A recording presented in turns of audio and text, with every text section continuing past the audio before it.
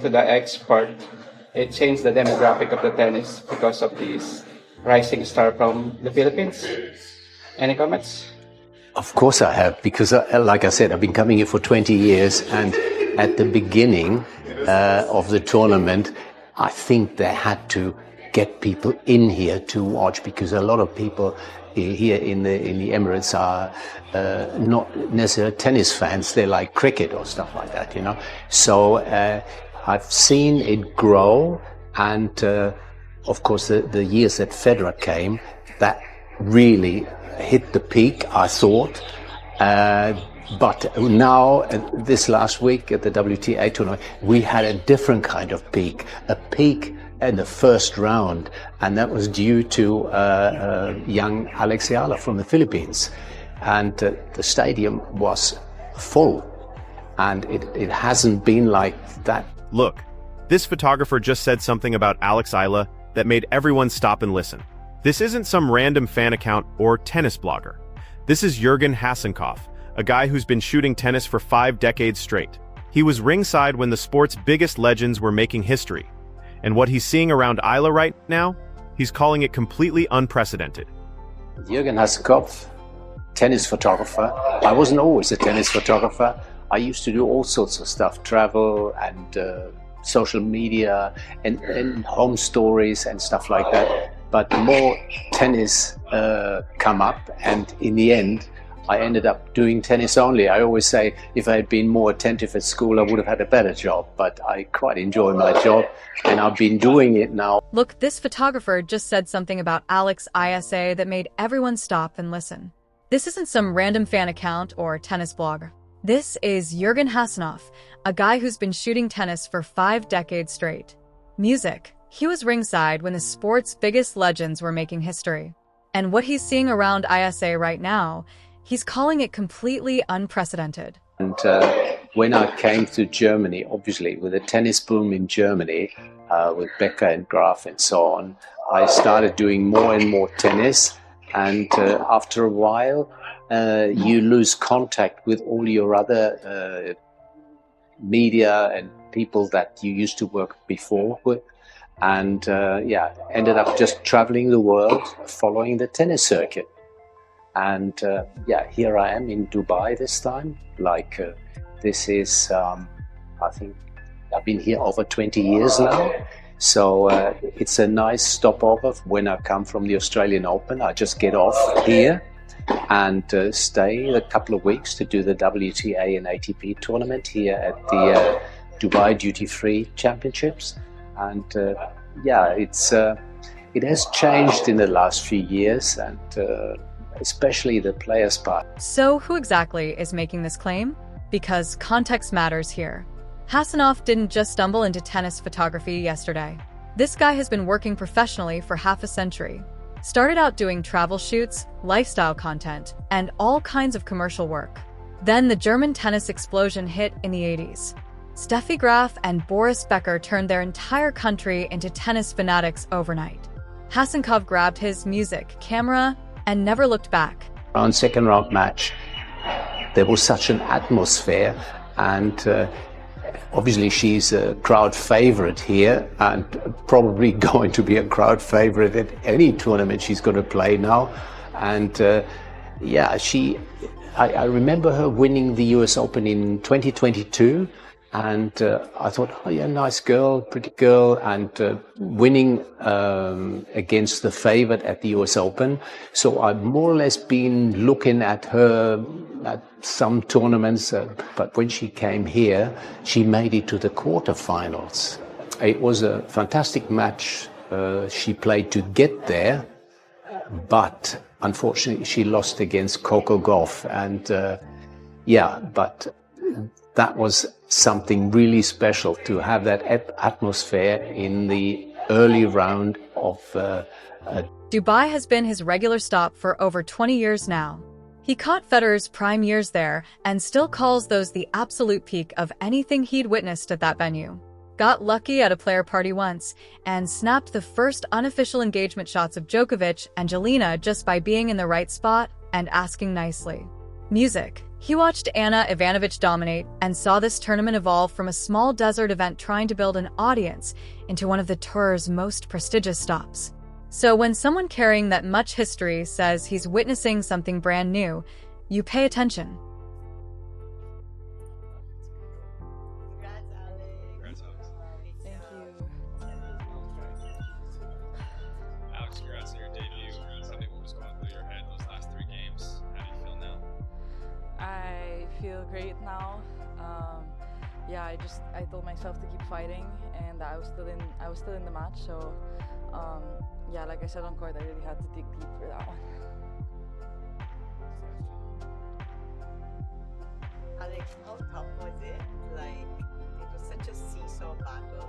Like, times when she was hitting a string of winners, and then it was your turn. Like, how were you keeping your mind, like, staying in the game so that you just, like, outlasted her? I think Here's what stopped him cold. Those first and second round matches ISA played in Dubai this year created an atmosphere he'd literally never experienced before.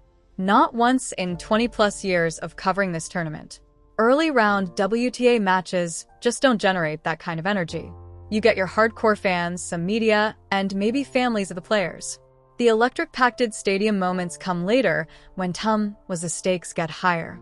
But ISA's early matches were different.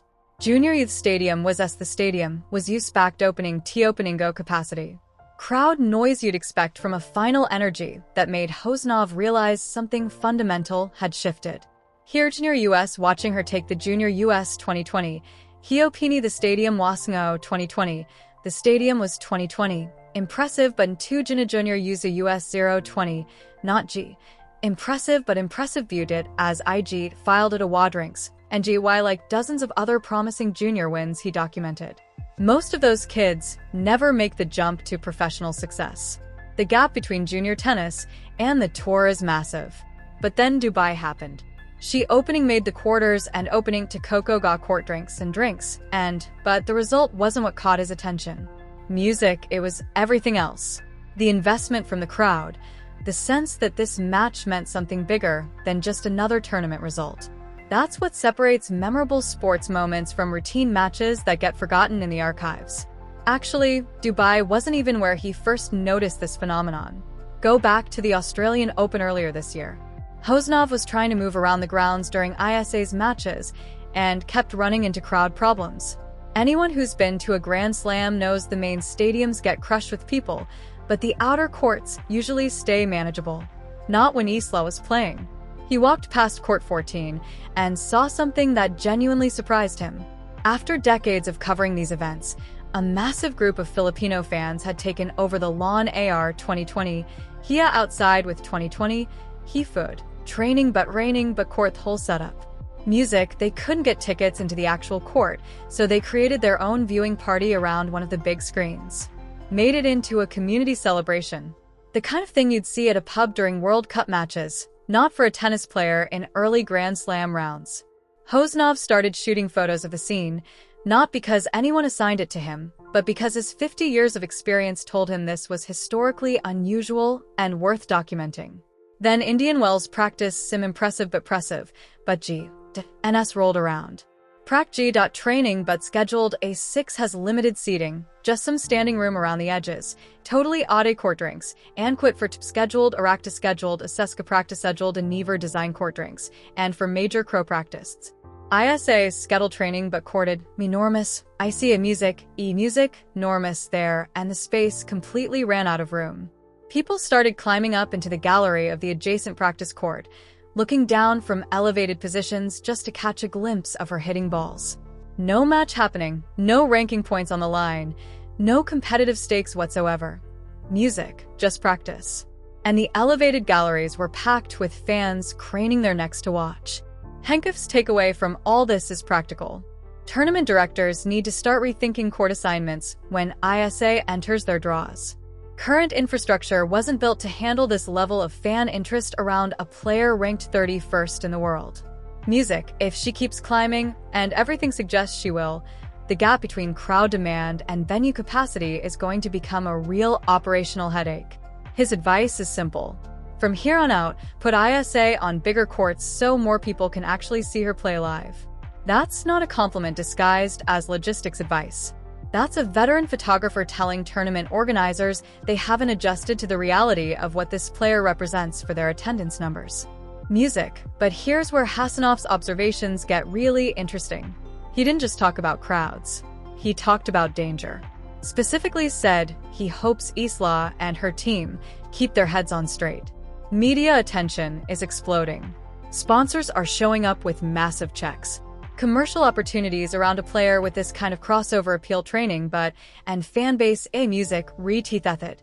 Stadium was they're going to keep arriving faster and heavier as her profile grows. His worry is classic in professional sports, but no less important. Players who get pulled into the commercial machine before building solid competitive foundations sometimes find its scheduled engine, music, and keep expectations outrunning their actual results. Rankings climb, brand deals multiply, media appearances fill up the calendar, and somewhere in all that chaos, the actual work of becoming a better tennis player gets squeezed out. He kept emphasizing sporting success as priority number one, saying, everything else falls into place naturnormous, practice rally after practice hat. Anna Kournikova keep its advice and warning raw enormous, D together. Keep results, Anna Kournikova competitive development at the center of every decision because the alternative path has a rough track record in women's tennis. He didn't keep that. T-name Anna Kournikova Dan image. Results, directly, but the reference was obvious. There's a version of this story where marketing gets ahead keep off match and image, and the player's career gets defined by cultural impact instead of competitive achievements. Kournikova was legitimately top 10 and won Grand Slam doubles titles, but media coverage reduced Anna Kournikova at her too and Anna Kournikova habits and an image at narrative stuck. The commercial success was real. Music, the tennis success was also real, but they never aligned in a way that let tennis be the primary story. What Hasankov wants for Isa is some smaller tournament appearances. Not because he doubts her ability at the top level, but because consistent winning at any level builds confidence, music, and creates the mental foundation every elite player needs. Grinding out victories on smaller stages, building Weiersalt's Ning habits, Sierra Meyersalt's Me and habits, and dating a record that shows competitive success across different situations. That's the work that prepares players for when the biggest courts and matches arrive. Remember the context here. Isa Music is 20 years old and ranked 31st globally. She's already beaten Eala at the South Habits, and Miami and East made quarterfinals at major WTA 1000 events. Competed at the Australian Open at a level that generated unprecedented crowd interest for someone in her position. Won gold at Philippines Miami and the Southeast Asian Games, marking the Philippines the Southeast first women's singles tennis gold in over 20 years at that competition. The foundation is absolutely real. The progress is absolutely real. Hasankov isn't questioning the player. He's expressing caution about the environment around the player, which is completely different and arguably more crucial to get right. Talent and work got Eala to 31st in the world. What happens next, whether she keeps music rising or gets stalled by the weight of being this visible this quickly, depends heavily on decisions made around her music and by her over the next couple years. The Federer comparison Hasanov made deserves serious attention. Music, he called the years Federer came to Dubai the previous peak of what he'd witnessed at that tournament. Federer too quickly, Federer's 0 Grand Slam titles with Federer's titles airily considered the greatest ever. Music, by huge portions of tennis history. Hasanov is putting what's happening around Eala in the same category as what happened around Federer at this event. He's not saying she is Federer. He's talking about titles are the crowd energy, the sense of witnessing something special. The feeling that history is being written in real time, that talking about, that assess the level he's comparing this to. Coming from someone who was there for Federer and has been photographing tennis for 5 decades, that carries serious weight. Indian WL, that is the Indian's main draw, is where all this gets tested most directly. She enters ranked 31st with a first round pack the Indian round bye. The draw could set up a rematch with Coco, Music Gaff, Round Gaff, who destroyed her 6-0, 6-0 in Dubai. If that match happens, It's going on a much bigger court than Dubai provided in front of crowds that'll include those Filipino fans who showed up at practice court 6, music, just to watch training sessions. And somewhere in those stands, almost guaranteed, will be Jurgen Hasenkov with his camera. 50 years of tennis history behind media, and him, he's watching to see what comes next with a player he says represents something he's never quite witnessed before. Music. The crowds already know their answer. They chant her name at practice. They set up viewing parties on lawns outside courts when tickets sell out. They climb elevated galleries at practice facilities just for sight lines to training sessions. Whether results eventually match this atmosphere is the question Hasenkov is most curious about. Based on everything he's observed through 50 years of shooting this sport, he's genuinely hoping the answer turns out to be yes.